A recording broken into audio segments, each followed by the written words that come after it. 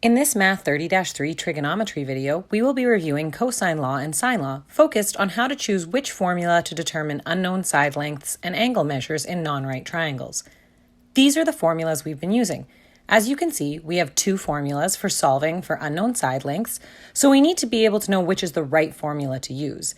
There is a cosine law and sine law for solving for angle measures as well. In order to help you understand, we begin with a story. The following is a tale as old as time, almost as old as the man you hear telling it.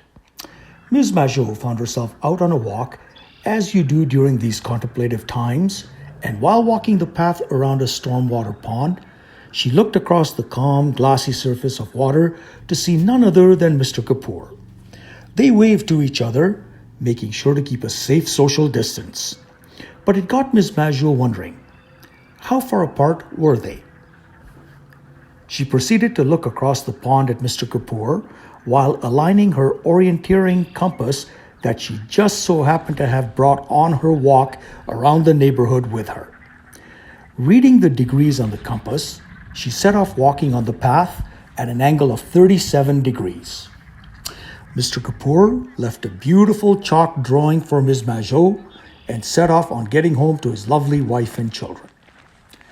Using her Fitbit, Ms. Majot was able to measure the distance she walked from where she started to where the path turned, 120 meters. She noted this measurement and continued on until she arrived at the beautiful chalk drawing.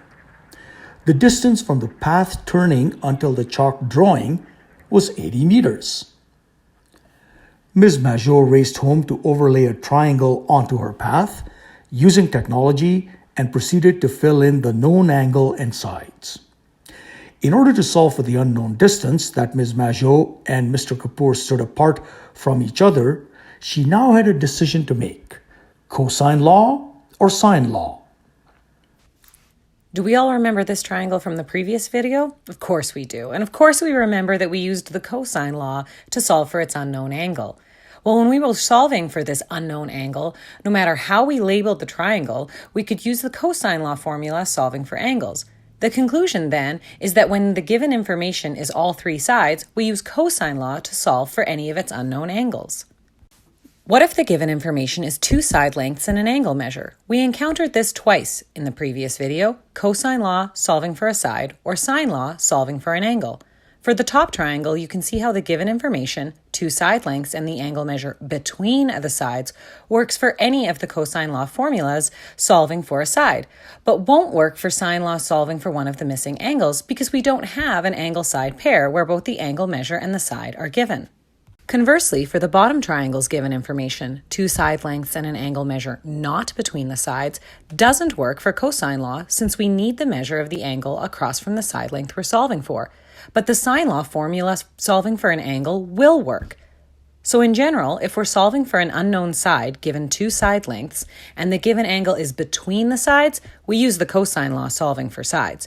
If we're solving for an unknown angle given two side lengths and the given angle is not between the sides, we use sine law solving for angles. What's the only triangle we haven't considered from the previous video? You guessed it, it's this one, which you obviously easily remember. In this triangle, where we're given one side length, we use this version of sine law to solve for the unknown side. If we're only given one side length and given two angles, we use the sine law solving for sides. So how do you decide which formula to use when faced with a non-right triangle's unknown angle measures or side lengths? Let's summarize. When the given information is three side lengths, we use cosine law for angles. When the given information is two side lengths with the angle between, we use cosine law for sides. If the given angle isn't between the two given side lengths, we use sine law for angles.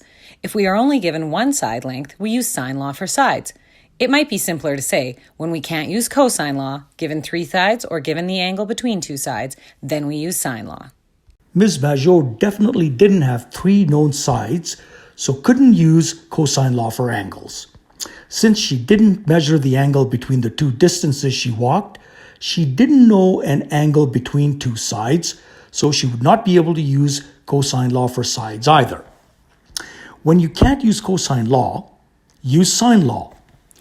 Ms. Majot knew she would use the angle-side pair that she knew both the angle and the side for.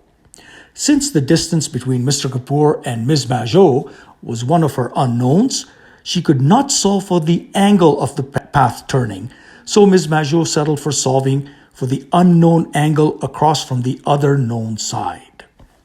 Once Ms. Majot calculated this angle to be 65 degrees, she noticed that only one angle was missing in the triangle.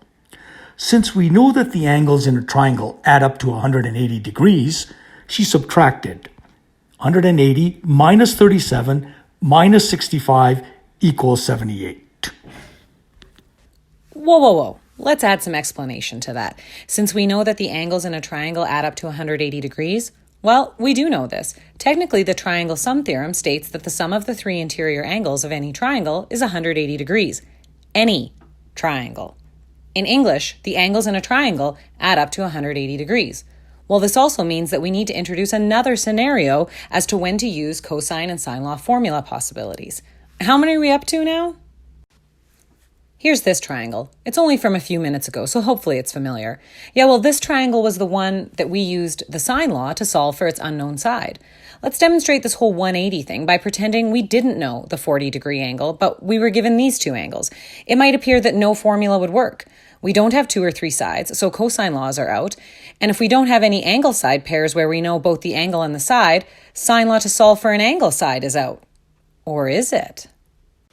If we know that all the angles in a triangle add up to 180 degrees, then we can subtract the two given angle measures from 180 to calculate the unknown angle. 180 minus 110 minus 30 equals 40 degrees. And sine law solving for a side works.